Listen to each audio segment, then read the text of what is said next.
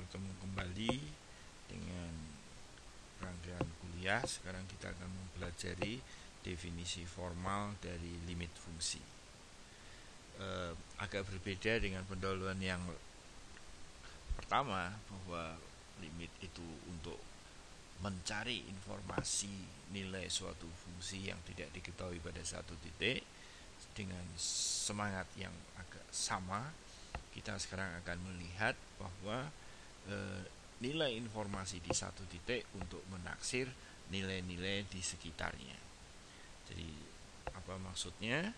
Seperti ini. Tentukan seberapa dekat X dengan 4 agar nilai akar X ini dapat ditaksir sebagai akar 4, yaitu 2, dengan kesalahan lebih kecil dari setengah.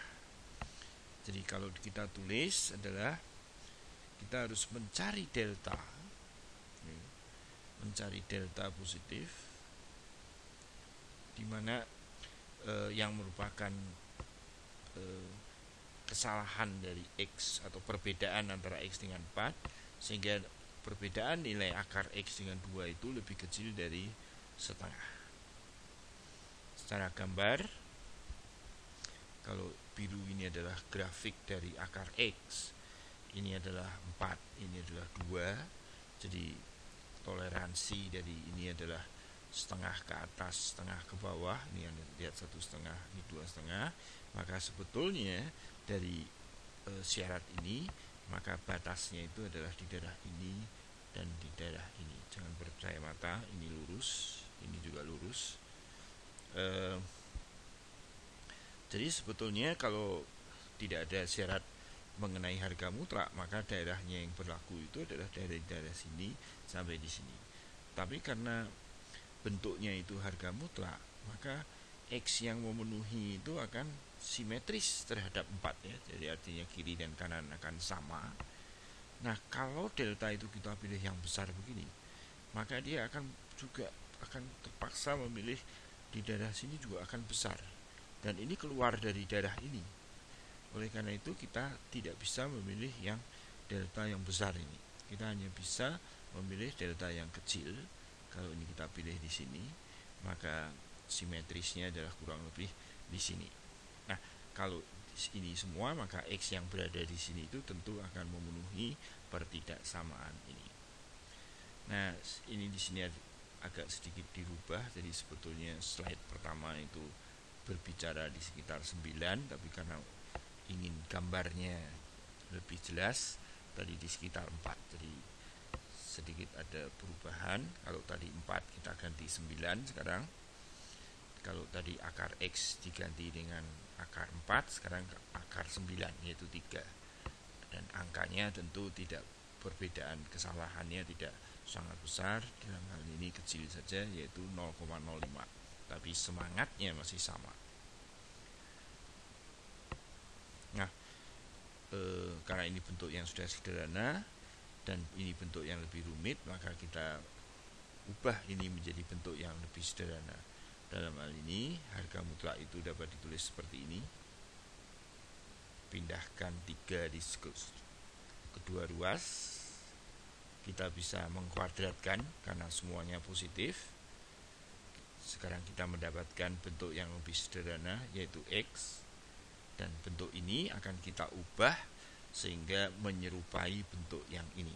Sehingga dengan mudah nanti implikasinya dapat ditentukan. Oke, itu adalah hasil yang tadi. Kurangi dengan 9 pada kedua ruas. Nah, sekarang persoalannya sekali lagi, kita harus mencari delta positif, sehingga kalau X-nya memenuhi ini, maka X-nya memenuhi ini. Nah, secara gambar ataupun ilustrasi dapat dibuktikan bahwa delta itu tidak mungkin kita pilih yang besar ya, tetapi harus yang kecil dari satu ruas ini dan nilai mutlak di sini. Jadi dalam hal ini delta kasus ini bisa kita pilih ada delta lebih kecil dari 0,2975 dan ini lebih besar dari 0.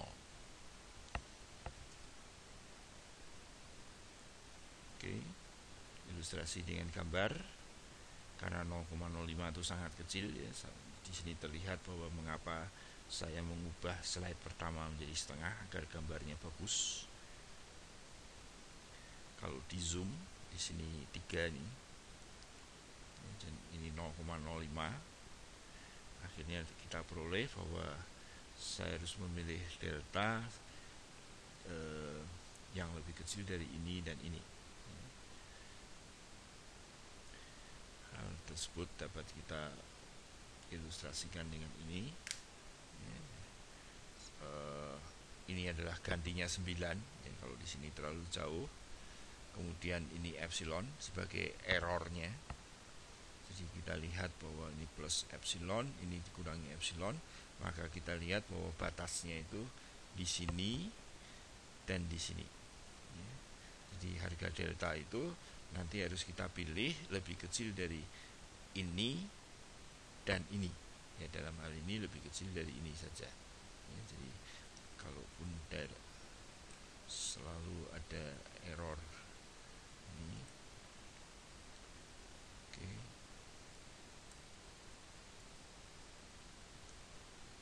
Oh, ini salah. Terus. Ya, oke. Nah, di sini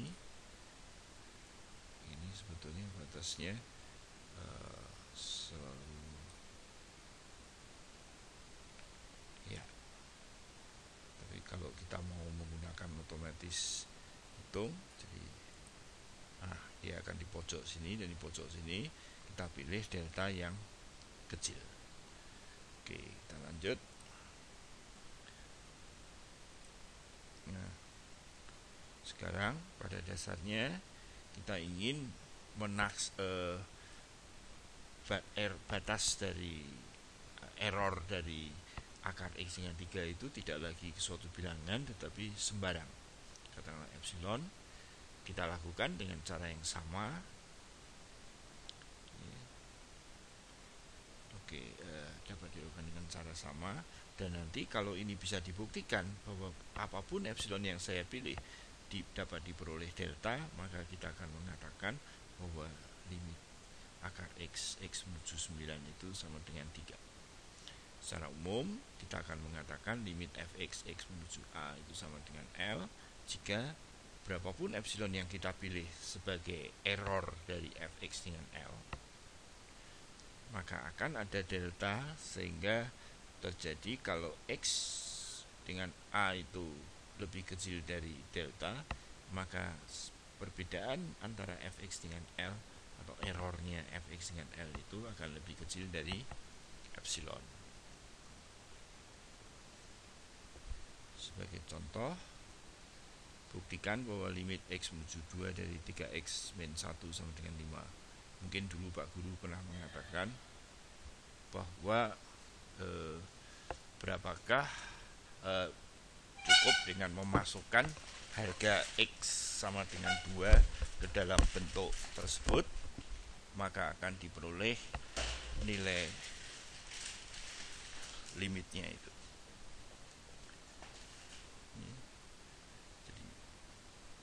Nah, seperti tadi, untuk membuktikan ini kita harus ambil epsilon, harus dicari delta positif sehingga berlaku seperti ini.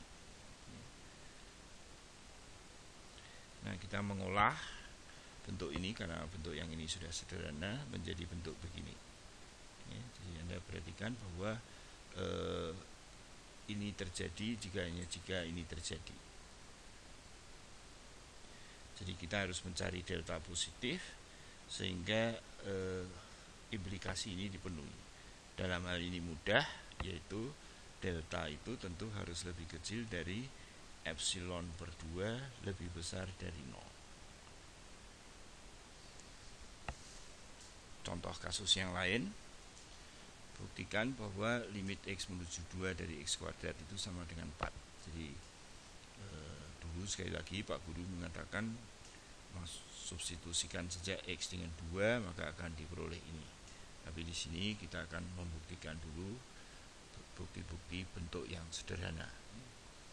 ambil epsilon, harus dicari delta positif, sehingga berlaku seperti ini. Interaktif limit yang tadi sebetulnya tidak perlu lagi. Jadi ini problemnya. Seperti tadi, kita dapat mengolah ini menjadi jika dan hanya jika ini, kalau kita hanya berminat di sekitar 2. Ya, sebetulnya tentu saja ada X lain di sekitar min 2 yang memenuhi suatu pertidaksamaan. Jadi kalau kita lihat bahwa ini sebetulnya begini, dan ini ekuivalen dengan ini. Jadi nanti cukup melihat bahwa ini implikasi ke sini, maka implikasi ke sini, implikasi ke sini. Bentuk ini dapat ditulis sebagai dikurangi 2 agar punya bentuk yang sama dengan ini. Sekarang persoalannya adalah kita akan memilih bilangan yang lebih kecil dari nilai ini dan harga mutlak dari ini ya. Mohon perhatikan bahwa ini negatif ya. Karena ini 4 min epsilon lebih kecil dari 2 dikurangi 2, tentu ini negatif. Jadi pilihannya adalah lebih kecil dari ini atau harga mutlak dari ini. Nah sebetulnya nantinya kita harus membuktikan kedua bilangan itu mana yang lebih kecil secara eksak ya, tanpa dengan menggunakan kalkulator. Tapi saat ini cukup kita dengan ilustrasi grafik saja. Grafik dari X kuadrat itu seperti ini.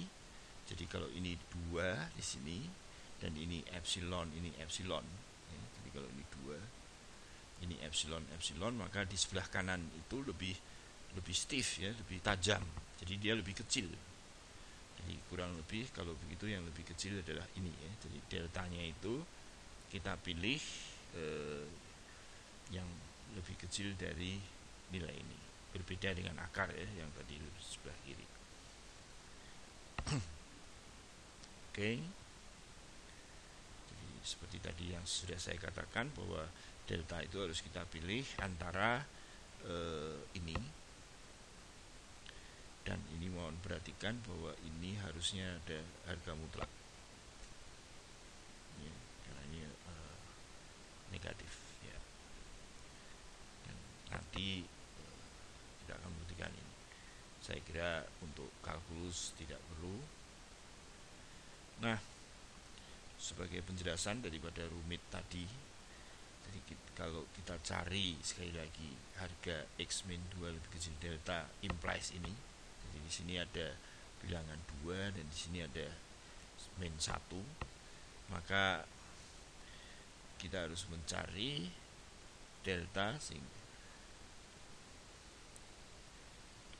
harus dicari delta. Oke, ada 2 di sini. Jadi persoalannya bukan kiri dan kanan mana yang lebih kecil, tapi lihat range dari jari-jari ini ya. Jadi di sini tetap saja delta itu harus lebih kecil dari 1 dan di sini lebih besar dari 0. Demikian pula di sini lebih kecil dari 1, lebih besar dari 0. Oke. Cukup memperhatikan, atau dengan cara lain ya, kita ingin mencari ini, kita ingin menggunakan cara lain. Sekarang caranya adalah dengan membatasi X-nya. Katakanlah dia harus begini. Oleh karena itu perhatian kita hanya di sini. Tetapi kemudian kalau kita hanya memperhatikan ini, maka X kuadrat min 4 itu dapat ditulis, selalu akan dapat ditulis begini, dan khususnya ini akan dapat diubah menjadi lebih kecil dari X ditambah 2 ya, X-nya lebih kecil. Jadi ada angka 5 begini. Jadi sekarang nanti kalau kita bisa membuat ini lebih kecil dari epsilon, maka X kuadrat min 4 ini juga lebih kecil dari epsilon. Jadi sekarang persoalannya adalah cukup mencari delta positif, sehingga kalau ini terjadi, maka yang ini harus terjadi. Tapi sekarang mudah, karena kita lihat bahwa bentuknya sama, X-2 dan ini X-2. Jadi kalau begitu delta itu harus lebih kecil dari epsilon per 5 lebih besar dari 0.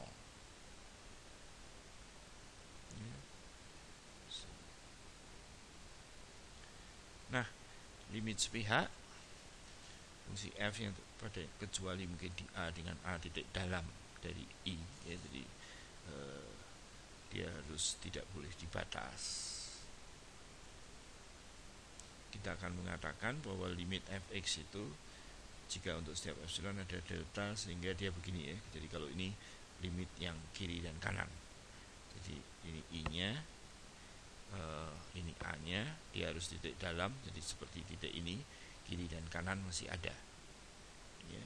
Tapi sekarang kalau a-nya terjadi pada ujung, a-nya pada ujung, jadi misalkan katakanlah interval ini a-nya boleh mulai dari ujung sini, di sebelah sini juga boleh, tetapi tidak boleh di ujung sini ya. Jadi nah kita perhatikan ini, perhatikan tanda plus di sini, itu artinya sebelah kanan lebih besar, maka fx min L itu lebih kecil dari epsilon.